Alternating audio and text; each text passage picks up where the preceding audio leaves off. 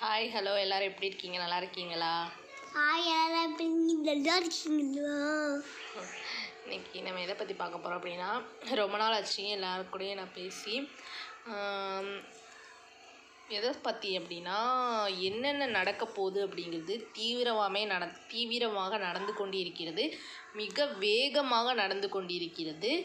Example உங்களுக்கே தெரியும், America, Iran, Russia, சீனாவுடனான மோதல்கள், அப்புறம் பல இடங்களில் பூமி அதிர்ச்சி நடந்து கொண்டிருக்கிறது. கொரோனாவுடைய கொடிய நோய் ஒன்று வந்து கொண்டிருக்கிறது. இது எல்லாமே வந்து கொண்டிருக்கிறத நம்ம எல்லோரும் பார்த்துட்டு தான் இருக்கோம். 3வது உலகப்போர் வந்துச்சுன்னா ஆபத்து அதிக அளவில் இருக்கும்.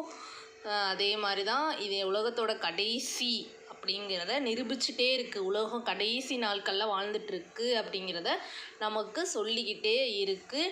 இதை கிறிஸ்டியன் பீப்புள் மட்டும் இல்லை, தேவனை அறிந்தவர்கள் மட்டுமல்ல, உலக நாடுகளில் உள்ள எல்லோருமே இதை கவனித்து கொண்டும் பேசிக்கொண்டும் ஊடகங்களில் செய்தியை பரப்பி கொண்டும் இருக்கிறார்கள். இதை நீங்கள் கொஞ்சம் நல்லா கவனத்தில் எடுத்துக்கணும். யாராக இருந்தாலும் சரி, இந்த வீடியோவை பார்க்குற நீங்கள் யாராக இருந்தாலும் சரி, ஒரு நிமிடம் யோசித்து பாருங்கள். எல்லா வேதத்திலையும் இந்த உலகத்தோட முடிவு சொல்லப்படவில்லை. அதாவது இப்படி தான் நடக்கும் என்பது தெளிவாக உணர்த்தப்படவில்லை. இப்படி தான் உலகம் உண்டானது என்று தெளிவாக அறிக்கை செய்ததும் இல்லை.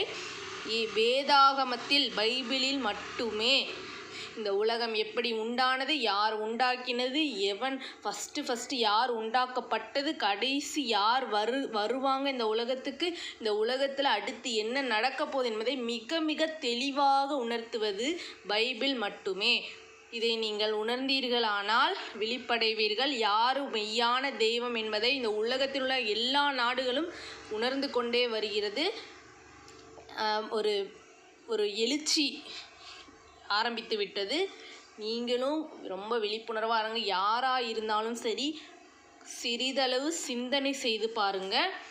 என்ன நடக்குது, நம்ம என்ன செய்ய போகிறோம், உலகம் அழிகிறது உண்மை, அதை யாராலையும் மாற்ற முடியாது. நம்ம என்ன செய்ய போகிறோம், அதுதான் இப்போ நம்ம பார்க்கணும்.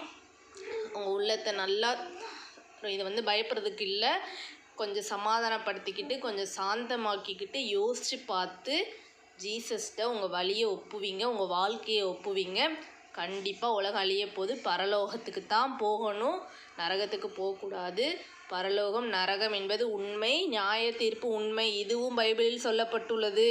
உலக அழிவு உண்மை, உலக தோற்றம் உண்மை. ஆமேன்.